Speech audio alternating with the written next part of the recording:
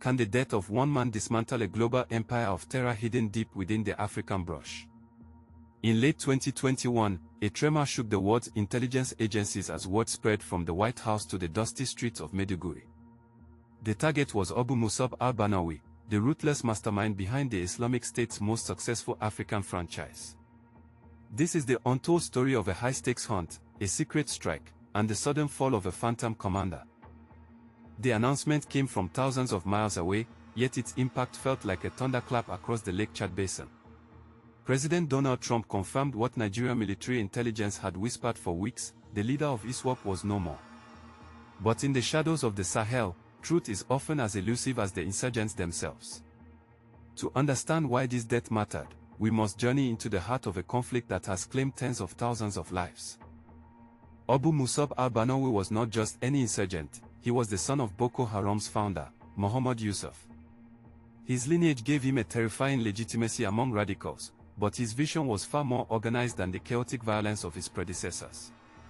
While others sought only to destroy, Barnawi aimed to build a proto-state under the black flag of the Islamic State. He was a tactician who realized that winning hearts and minds was more effective than pure slaughter. In 2016, a massive schism tore through the ranks of Nigerian insurgents.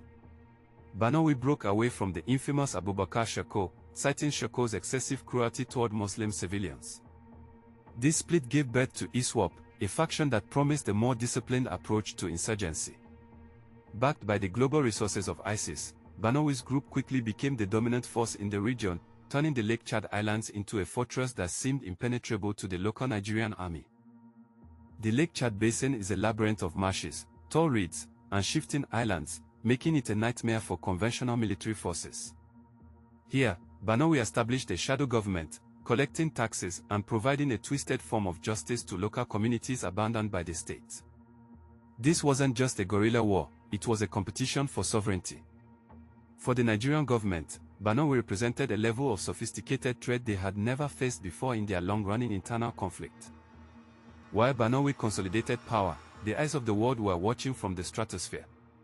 Advanced surveillance drones and signals intelligence from Western allies began to map the movements of the ISWAP leadership.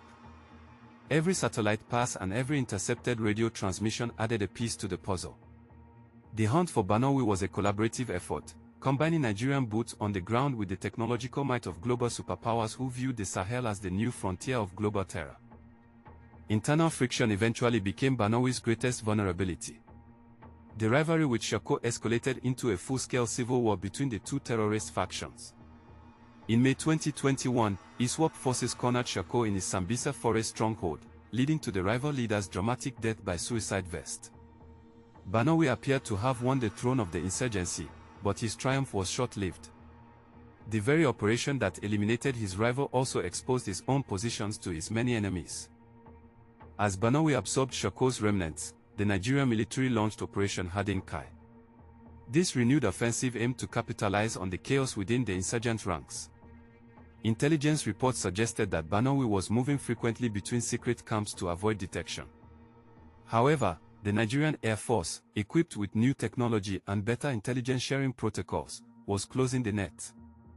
The order was clear: find the head of the snake and strike with overwhelming force before he could disappear again. The details of the final strike remain shrouded in the fog of war. Some accounts suggest the precision aerial bombardment targeted a convoy in the dead of night. Others hint at a clandestine ground operation by elite Nigerian special forces who moved like ghosts through the marshes. What is certain is that the communications from the ISWAP leadership went silent. The charismatic voice that had commanded thousands of fighters was suddenly replaced by a void of uncertainty. When the dust settled, intelligence sources began to confirm the unthinkable. Al-Barnawi was dead. The news filtered through social media and local radio stations before reaching the highest levels of international government. For the families of the victims of ISWAP's raids, the news brought a sense of grim relief. But for the military, the question remained: would his death lead to the collapse of the movement, or would a new, more radical commander rise from the ashes? The United States government, which had been tracking Barnawi's influence across the continent, weighed in with gravity. The confirmation by President Trump underscored the global significance of the Nigerian conflict. It wasn't just a local skirmish, it was a critical battleground in the worldwide fight against the Islamic State's expansion. The death of such a high-profile leader was touted as a major victory, a sign that the tide might finally be turning against the insurgents in West Africa. However, the history of the Sahel has shown that killing a leader is rarely the end of the war. Insurgencies in this region are like the desert grass, they are deeply rooted and resilient to the elements. Barnawi had built a bureaucratic structure within ISWAP that was designed to survive him. Even as the Nigerian government celebrated, analysts warned that the group's administrative core remained intact, and a succession plan was likely already being put into motion. The vacuum left by Barnawi's death triggered a period of intense internal maneuvering. Rival commanders within ISWAP vied for control, leading to reports of further infighting. The Nigerian military seized this opportunity to intensify their airstrikes, hoping to keep the group off balance. Every day that the insurgents spent fighting each other was a day they weren't attacking soft targets or military outposts. The window for a decisive government victory was open, but for how long? The economic impact of Barnawi's reign and subsequent fall cannot be ignored. Under his control, trade routes around Lake Chad were strangled or taxed heavily. Local markets in cities like Maiduguri suffered as farmers were too terrified to tend their fields. With the news of his death, there was a tentative hope among the rural population. Perhaps the roads would become safe again. Perhaps the fishermen could return to the waters without fear of abduction or execution. Critics of the military approach argue that leadership decapitation is a short-term fix for a long-term problem. They point to the poverty, lack of education, and environmental degradation of the Lake Chad region as the true engines of the insurgency. While Barnawi was a brilliant commander, he was also a product of his environment. Without addressing the underlying grievances of the youth in Borno and Yobe states, new Barnawis will inevitably emerge from the desperation of the Sahel. The international community remains divided on the effectiveness of the strike. Some see it as a masterclass in intelligence cooperation, while others worry it only pushes the remaining fighters into more radical, less predictable cells. The Islamic State central leadership in the Middle East remained uncharacteristically quiet about the loss, possibly to hide the extent of the damage to their African operations. The silence from the dunes was more telling than any official statement could ever be. Military experts in Abuja continue to analyze the data from the operation. They seek to understand how Barnawi was tracked and what mistakes he made in his final days. Was he betrayed by an insider? Did he become overconfident after defeating Shekau? These lessons are vital for future operations against the remnants of the group. The war against ISWAP has become a game of high-tech cat and mouse played out over thousands of square miles of unforgiving terrain. The death of al-Barnawi also marked a shift in Nigerian politics. It provided the administration with a much-needed victory in their campaign promise to secure the nation. For a public weary of constant bad news, the headlines offered a brief moment of national pride. However, the reality on the ground remains complex, with banditry and other forms of insecurity continuing to plague the Northwest, reminding everyone that the struggle for peace in Nigeria is multifaceted. Intelligence agencies suggest that ISWAP may now be pivoting toward a more decentralized model.